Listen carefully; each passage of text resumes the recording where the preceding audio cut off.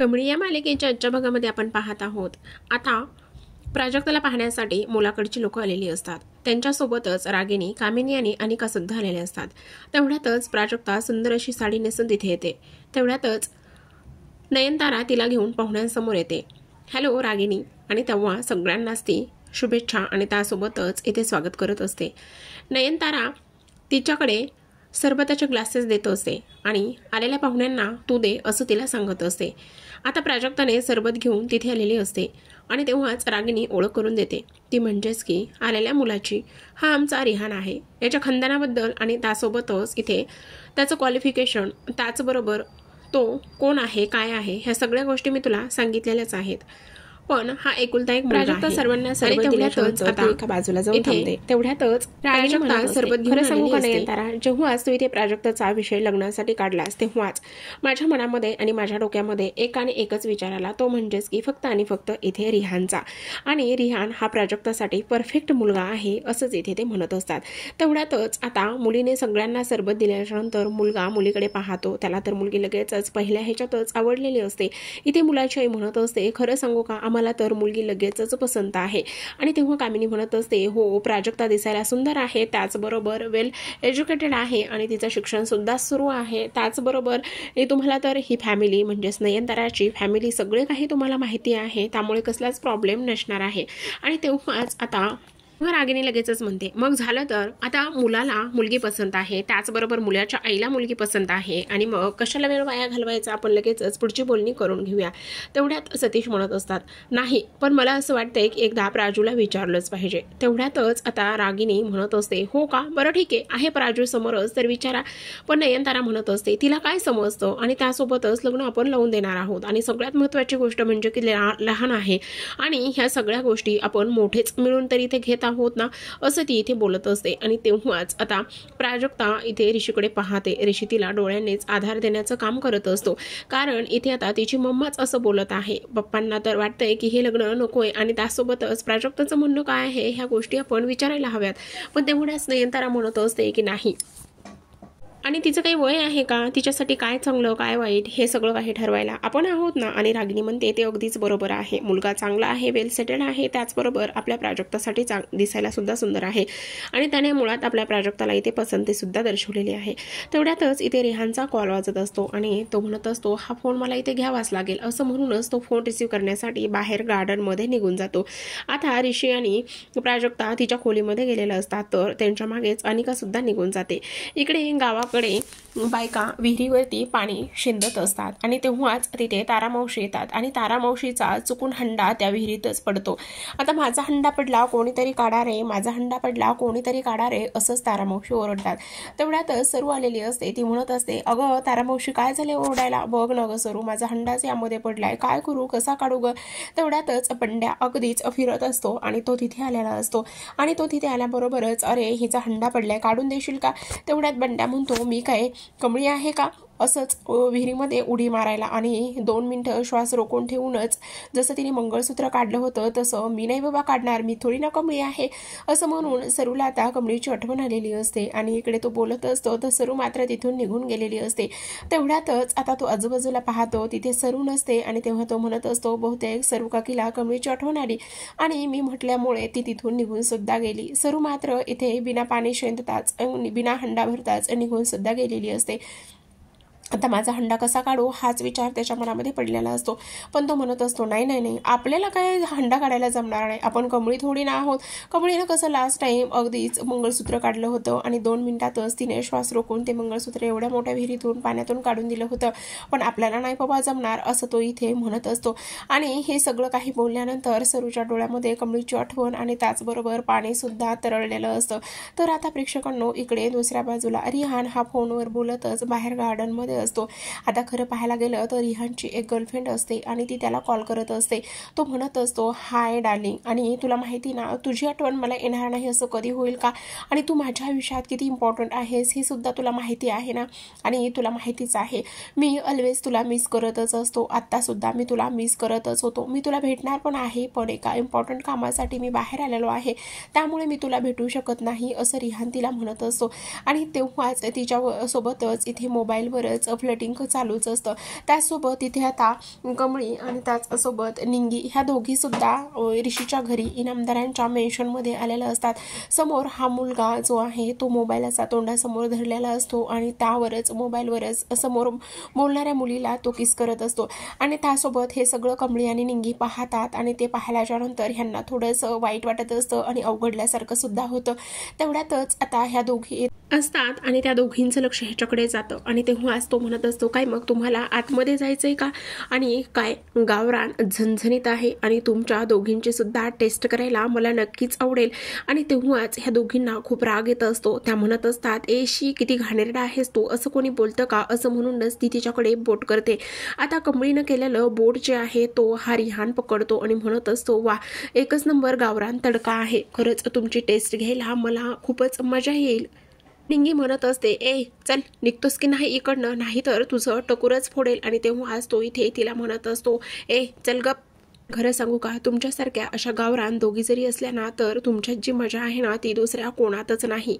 हे सगळं काही ऐकल्याबरोबरच कमळीची अगदी सटकलेली असते। कमळी लगेचच त्याच्यावर हात उचलते आणि त्याच्यावर हात उचलल्याच्या नंतर इथे तो म्हणत असतो, अरे अरे अरे असं काय करतेस, हवं तर मी पैसे देईल आणि पैसे दिल्याच्या नंतर तू म्हणशील तसं मी करेल, किती हवेत पैसे, बोल ना। असंच आता इथे ती बोलत असते, असं काय करतेस, प्लीज नाव तरी सांग ना। असं म्हणूनच तो आता कमळीचा हात हातामध्ये घेतलेला असतो आणि हात हातामध्ये घेतल्याच्या नंतर काय गावरान तडका आहे, काय गावरान ठेसा आहे, असंच खूप काही तो तिला अपशब्द बोलत असतो। पण आता कमळी त्याचं काहीच ऐकून घेत नाही आणि सनकन त्याच्या एक कानाखाली ती इथे वाजवत असते। आता तिच्या सनकन कानाखाली वाजवल्याच्या नंतर मात्र हा तिला म्हणत असतो, तुझी हिंमत कशी झाली? तेव्हाच ती म्हणत असते, तू कोणत्या घरामध्ये राहतोस, ह्याच घरामध्ये राहतोस ना, चल तर मग। असं म्हणूनच ती त्याच्या हाताला धरते आणि हाताला धरूनच इथे इमानदारांच्या घरामध्ये त्याची एंट्री करत असते आणि ती म्हणत असते, ह्याच घरामध्ये राहतोस का, तू इथलाच आहेस का तू? असं म्हणूनच त्याला सगळ्यांसमोर घेऊन आलेली असते। अरे एवढ्या मोठ्या घरात राहतो, शिकलेला सवरलेला दिसतोस आणि अशी थेरं करतोस। तेव्हाच रागिनी म्हणते, एक मिनिट शांत बस, काय झाले ना ते स्पष्टपणे सांग। तेव्हाच इथे कमळी तिला म्हणत असते, हो सांगतो ना, सगळं काही स्पष्टपणे सांगतो। आणि तेव्हाच कमळी इथे झालेला सगळा काही प्रकार इथे ती सांगत असते, कशा पद्धतीने त्यानं हिला काय काय म्हटलं आणि त्याचबरोबर इथे कशा पद्धतीने तिच्यासोबत जबरदस्ती करण्याचा प्रयत्न केला आणि त्यानंतर तिने त्याच्या कानाखाली सुद्धा वाजवली। आता हे सगळं ऐकल्याच्या नंतर रिहान म्हणत असतो, नाही ही मुलगी खोटं बोलत आहे आणि माझ्याकडे पैशाची मागणी करत होती आणि मी जेव्हा हिला पैसे देणार नाही असं बोललो तेव्हाच तिनं ही माझ्यासोबत असं वागायला लागलेली आहे। कमळीवर आरोप केल्याच्या नंतर कमळी म्हणत असते, अजिबात खोटं बोलायचं काम नाही तुझ्या तर, असं म्हणून त्याच्यावर हात उचलायला लागलेली असते। तर रागिनी तिचा हात पकडते आणि म्हणत असते, कोण ग तू आणि कुठून आलेली आहेस, त्याचबरोबर लायकी तरी आहे का तुझी इथे येण्याची? असं म्हणूनच आता ती तिच्यावर हात उचलते। तेवढ्यातच ऋषी तिथे येतो आणि ऋषी आल्याबरोबरच तिचा हात पकडत असतो आणि म्हणत असतो की 1 मिनिट रागिनी आंटी, ती काय म्हणते। आणि त्याचबरोबर सगळ्या गोष्टींची शहानिशा न करता कोणावरही हात उचलणं हे योग्य नाहीये, तुम्ही तिचं म्हणणं ऐकून घ्या। त्याचबरोबर तुम्हाला खात्री आहे का बाहेर काय झालंय, काही नाही। आणि त्याचसोबत सगळ्यात महत्त्वाचं म्हणजेच की ती जरी ह्या घरातील नसली तरी सुद्धा तुम्ही तिच्यावरती तिचं न जाणून घेता किंवा खरं खोटं न करता असा हात उचलू शकत नाही। असं म्हणूनच आता इथे त्याने तिची बाजू सुद्धा घेतलेली असते। तेव्हाच नयनतारा म्हणत असते, ऋषी काय चाललंय, मोठ्यांशी बोलण्याची ही पद्धत आहे का? तू हे काय बोलतेस, तुला माहितीये का ही मुलगी कशी आहे, कोण आहे आणि हिच्यामुळेच। तेव्हा ऋषी म्हणत असतो, अगं आई ग, ती म्हणत असते, काय आई ग, तुला माहितीये त्या दिवशी पार्टीमध्ये हीच मुलगी आली होती, हिच्यामुळेच त्या दिवशी माझे महत्त्वाचे क्लायंट इथून सोडून गेले होते।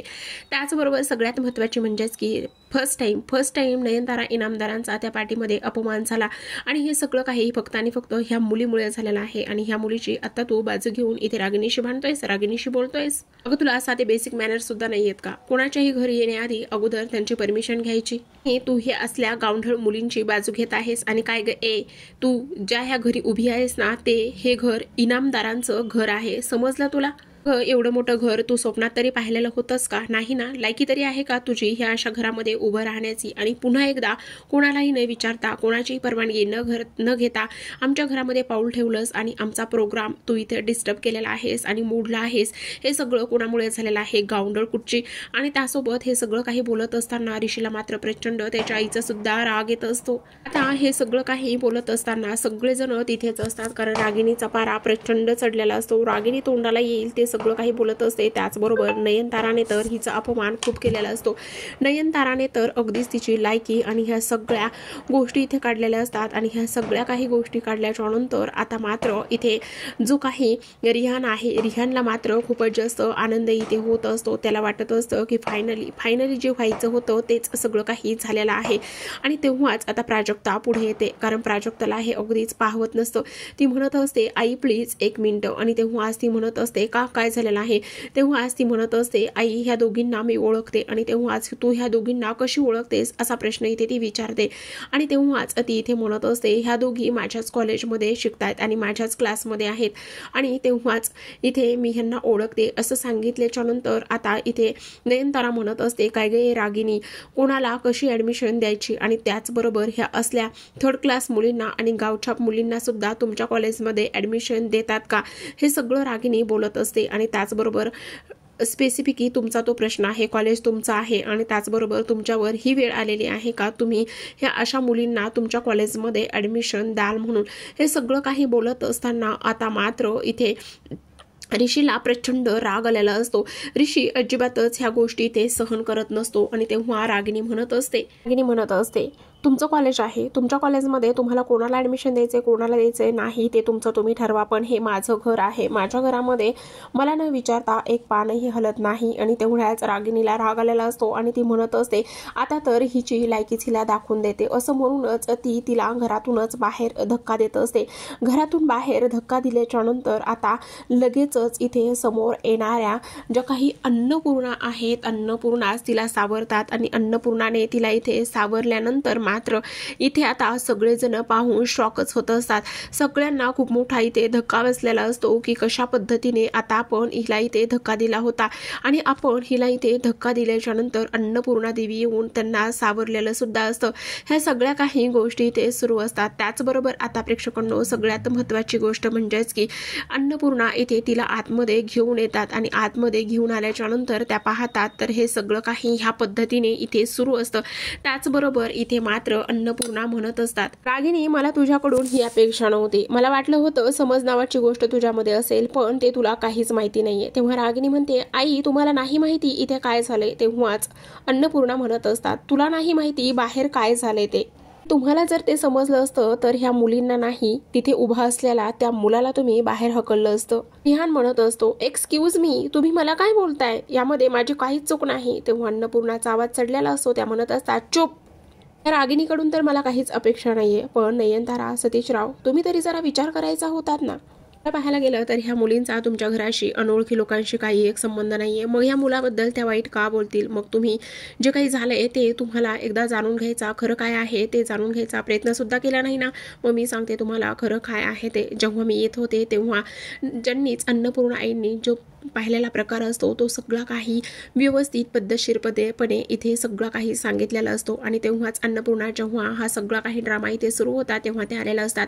कशा पद्धतीने रिहाना कंबळी आणि त्यासोबतच निंगीची छेड काढत होता, कशा पद्धतीने त्यांचा हात त्याने हातात घेतला होता आणि खरंच तुम्हाला मी पाहिजे तेवढे पैसे देईल पण तुमची टेस्ट मला करायला आवडेल असंच तो बोलत होता. हे सगळं अन्नपूर्णाने ऐकलेलं असतं आणि झालेला सगळा प्रकार इथे आता अन्नपूर्णाने हे सगळ्यांना सांगितलेला असतो. तेव्हा हे सगळं ऐकल्यानंतर नयनतारा, सतीश आणि बाकीच्यांना सुद्धा खूप मोठा धक्का इथे बसलेला असतो.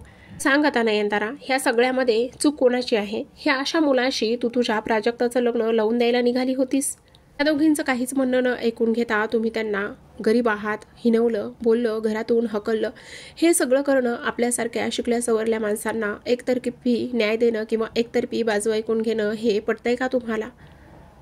गोष्ट महत्त्वाची आहे, हे जे काही आत्ता घडलंय ते अजिबातच बरोबर नव्हतं, ते सगळं चुकीचं होतं. आणि सर्वात महत्त्वाची गोष्ट म्हणजेच की मुलगा वयात आलाय, लग्नाला आलाय, म्हणजेच त्याचं लग्न लावून देणं हे फक्त आईवडिलांची जबाबदारी नसते, तर त्या मुलावरती व्यवस्थित संस्कार करणं, त्यासोबत त्यांची व्यवस्थित काळजी घेणं, त्यावर दुसऱ्या मुलींचा आदर राखणं हे सगळं काही गरजेचं असतं. मुलींवर जास्त संस्कार नाही झाले तरी चालतात, पण एक मुलगा म्हणून, कारण आपण दुसऱ्यांची मुलगी आपल्या मुलाच्या आयुष्यात आणणार असतो आणि ते सगळं काही मुलावर हे बिंबवणं, त्याचबरोबर मुलावर व्यवस्थित संस्कार करणं हे आपलं तितकंच गरजेचं असतं. रागिनी, कुठलाही निर्णय घेण्यापूर्वी एक गोष्ट तू विसरू नकोस की तू महाजन घराण्यांची सून आहेस समजलं. तेव्हाच रागिणीचा चेहरा अगदीच लाल झालेला असतो, कारण तिला आता समजलेलं असतं की आपण किती आणि कशा पद्धतीने माती खाल्लेली आहे. कामिनी तर अगदीच बोलती बंद झालेली असते, कारण अन्नपूर्णाने एक नाही तर सगळ्यांनाच फैलावर घेतलेलं असतं आणि सगळ्यांनाच इथे झापलेलं असतं, कारण रागिणीची यामध्ये पूर्णपणे चूक होती. प्राजक्ताच्या बाबतीत काही जर चुकीचं झालं असतं, तिच्या आयुष्याचं जर काही बरं वाईट झालं असतं, तर ही सगळी काही जबाबदारी कोणाची होती? बोल रागिनी. आणि यापुढे कसलाही आणि कुठलाही विचार करताना, कुठलाही निर्णय घेताना एकदा नाही तर तू 100 वेळा विचार करशील, समजलं. आणि तुला सांगते, जी जबाबदारी झेपणार नाही किंवा जमणार नाही ती जबाबदारी अजिबातच माणसाने उचलू नये, समजलं रागिनी. कारण रागिनीला तर आता खूपच खडे बोल इथे सुनावलेले असतात, त्यामुळे रागिनी तर अगदीच मान हलवतच नंदीबैलासारखी उभी असते. तेव्हाच आता अन्नपूर्णा म्हणत असतात, हे बघा पोरींनो, जा तुम्ही आता इथून. आणि खरं सांगू का, हे सगळ्यांच्या वतीने मी तुमची माफी मागते. तेव्हाच कमळी म्हणत असते, अहो आजी तुम्ही कशाला माफी मागताय, असं म्हणूनच त्यांना ती नमस्कार करते. आणि लगेचच ती म्हणत असते, आजी नका काळजी करू, आम्ही दोघी सुद्धा इथून निघून जातो. असं म्हणूनच आता त्या दोघी तिथून निघालेल्या असतात. त्या दोघी तर बाहेर जातातच, पण सगळ्यात महत्त्वाची गोष्ट म्हणजेच की आता इथे अनिकाला खूपच जास्त हर्ट झालेलं असतं. अनिकाचा तर प्रचंड जळफळाट इथे होताना दिसतच असतो. आता त्या दोघी तिथून निघालेल्या असतात. त्या दोघी तर जातच असतात, पण आता मात्र ह्या ऋषीच्या घरी आल्या होत्या आणि ऋषी लगेचच त्यांच्या पाठी येऊन त्यांना कमळी म्हणून आवाज देत असतो. आता तो आल्याबरोबरच सुरुवातीला त्यांना दोघींना सुद्धा तो त्याच्या आईच्या वतीने आणि रागिनी आंटीच्या वतीने सॉरी म्हणतो. तो म्हणत असतो, खरंच त्यांचं चुकलं आणि त्यांच्या वतीने मी तुम्हाला सॉरी म्हणतो. तेव्हाच कमळी म्हणत असते, हे बघा सर, तुम्ही त्यांच्या वतीने सॉरी म्हणायची काहीच गरज नाहीये, तुमची यामध्ये काहीच चूक नाही. तेव्हा तो म्हणतो, खरंच चूक माझी आहे. तुम्ही आज पहिल्यांदा माझ्या घरी आलात आणि माझी आई तुमच्याशी एवढं सगळं विचित्र पद्धतीने बोलली आणि थँक्यू सुद्धा म्हणेल, कारण त्या मुलाचं खरं रूप इथे समोर आलेलं आहे आणि प्राजक्ताचं आयुष्य वाचलेलं आहे. तेव्हाच कमळी म्हणत असते, हे बघा सर, तुमची आई त्यांच्या जागी अगदीच बरोबर आहे आणि खरं तर असं कोणाच्याही घरी गेलं तर कोणालाही वाईट वाटणारच ना. मी त्यांची परवानगी घेतली नव्हती. त्यासोबत सगळ्यात महत्त्वाचं म्हणजेच की तुमची आणि माझी बराबरी होऊ शकत नाही. आपण वेगवेगळ्या प्रांतातून, त्यासोबतच इथे तुमचं स्टेटस आणि माझं स्टेटस हे खूप जास्त वेगळं आहे. मग त्या ज्या काही बोलल्यात ते अगदीच चुकीचं सुद्धा नाही, हो की नाही. खरं सांगू का, ऐनवेळी अन्नपूर्णा आई आल्या, त्यांनी सगळं हँडल केलं आणि म्हणून परिस्थिती सावरली. पण खरं सांगू, तुम्हाला खूप जास्त हर्ट सुद्धा झालं असेल, हो की नाही कमळी. त्यासाठी खरंच मनापासून सॉरी म्हणतोय मी तुला. आम्ही मुंबईमध्ये एवढ्या मोठ्या शहरामध्ये शिकायला आलो, आजूबाजूला एवढी श्रीमंत पोरपोरी आहेत, आम्ही सुद्धा त्यांच्यासारखंच होणार असाच त्यांचा गैरसमज झाला असेल. खरंच सांगू का, आम्ही आलो होतो वेगळ्याच कारणासाठी आणि इथे आल्यावर भलतंच घडलं बघा. पण तुम्ही नका काळजी करू, खरं तर आम्ही इथे यायलाच पाहिजे नव्हतं बघा, असं ती बोलत असते. आणि तेवढ्यात ह्या दोघांचं बोलणं इथे बाहेर येणाऱ्या कामिनी, त्याचबरोबर अनिका आणि सगळ्यात महत्त्वाचं म्हणजे रागिनी, ह्या दोघांना एकत्र पाहूनच तिचा जळफळाट होत असतो. कमळी प्लीज प्लीज प्लीज, असं वाईट वाटून घेऊ नकोस ना गं, आई जे बोलली ते खरंच नाही हो, आई ज्या बोलल्या ते अगदीच बरोबर होतं, माझंच चुकलं. मी असं कोणाच्याही घरामध्ये कोणाला विचारता न विचारता यायला नको होतं, पण मलाच काय होतं ना कळत नाही. कोणावर समोर अन्याय होताना दिसलं ना तर मला राहवतच नाही. आणि खरं सांगू का, माझं लहानपणापासून असंच आहे बघा सगळं, असं कमळी इथे ऋषीला सांगत असते. सगळं काही दोघे जण बोलत असतात आणि त्यासोबत निंगी सुद्धा तिथे असते. पण कमळीच्या तोंडून हे सगळं काही अन्याय वगैरे ह्या सगळ्या गोष्टी ऐकल्याच्या नंतर इथे रागिणीचा जळफळाटच होत असतो. सोबतच इथे कामिनी आणि अनिका सुद्धा असतात आणि त्यांना ह्या दोघांना एकत्र असं पाहिल्याच्या नंतर खूपच जास्त तिळपापड त्यांचा उडत असतो. कमळी आणि त्यासोबत इथे ऋषी हे दोघं एकत्र कसे, असा म्हणूनच त्या इथे विचार करत असतात. तर प्रेक्षकांनो, अशाच नवनवीन आणि त्यासोबत डेली मालिकांचे रिव्ह्यू ऐकायचे असतील, पाहायचे असतील तर आपल्या स्पर्श मनाचा या यूट्यूब चॅनलला नक्की सबस्क्राईब करा. भेटूयात पुन्हा एका नवीन आणि अशाच इंटरेस्टिंग अशा अपडेट सोबत. तोपर्यंत पाहत राहा कमळी या मालिकेचा हा आजचा भाग. व्हिडिओ पाहिल्याबद्दल अगदी मनापासून धन्यवाद.